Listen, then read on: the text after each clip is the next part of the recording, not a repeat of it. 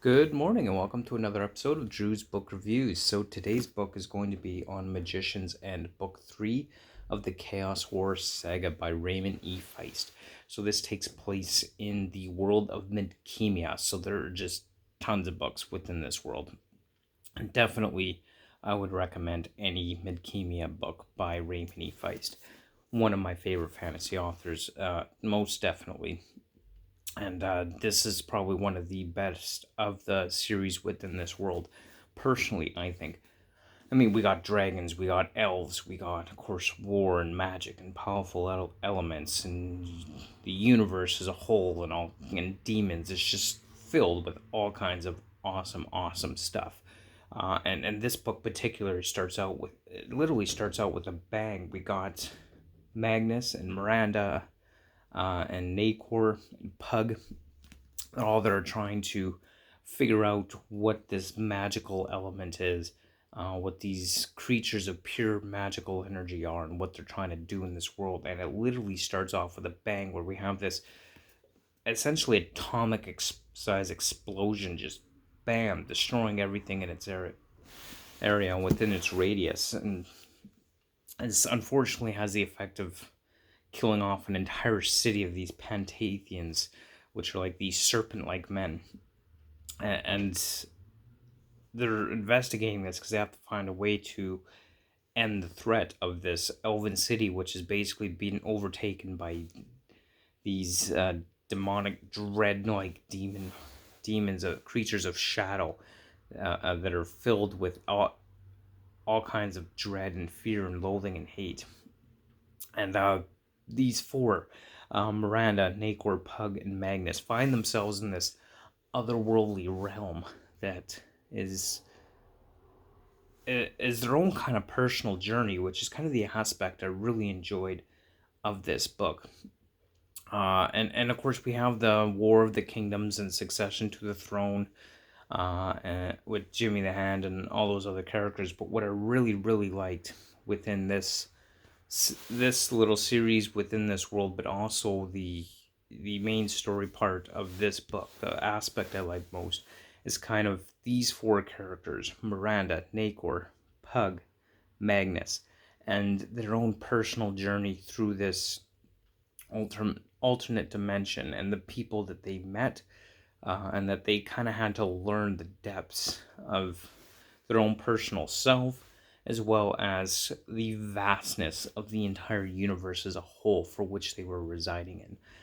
Um, so it really kind of gets into this idea of the formation and birth of stars through nebulas, and the black hole essentially is the best way I could describe it. This immense black hole that is growing to swallow the universe as a whole.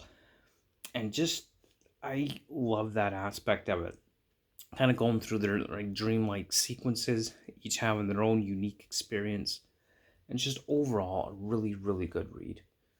Really enjoyed every aspect of it, and I think it was a great book, and definitely well worth reading.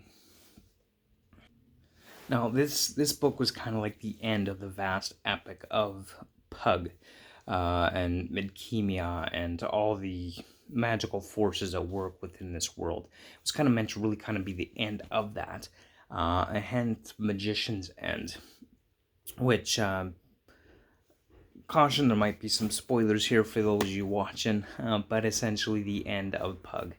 And it kind of winds down the entire epic fantasy that is the world of Midkemia, in a nice ending that kind of wraps everything up, while at the same time it's still leaving it open for more to happen, within the greater context of the world of Midkemia. So it kind of ends it, but without thinking that there's no way that there could be more, which I really kind of like that aspect of it as well. And just overall, I thought it was really great ending to a great epic story arc of, I don't know, something like 30 books now within this world.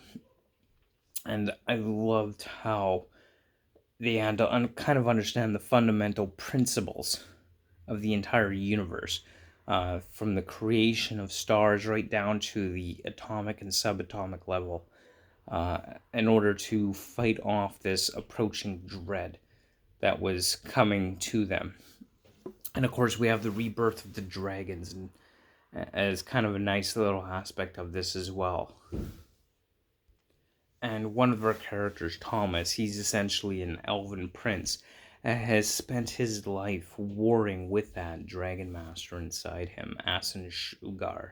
Now the dragons are awaking. He's finally had to sacrifice himself and allow this power of the dragon lord to take over him in order to fight off this battle in the end. So some really, really awesome things going on within this whole greater whole of the story. Really love the book. Definitely recommend it. Good read all around. And as always, don't forget to stay tuned, because next up I'm going to be reading Greg Isles' True Evil. That'll be up next on my to be read list, so don't forget to stay tuned for that. As always, links to all my social media profiles will be in the description below. And thank you for watching. You have yourself a great day, and we will see you next time on the next episode of Drew's Book Reviews. See you then. Bye.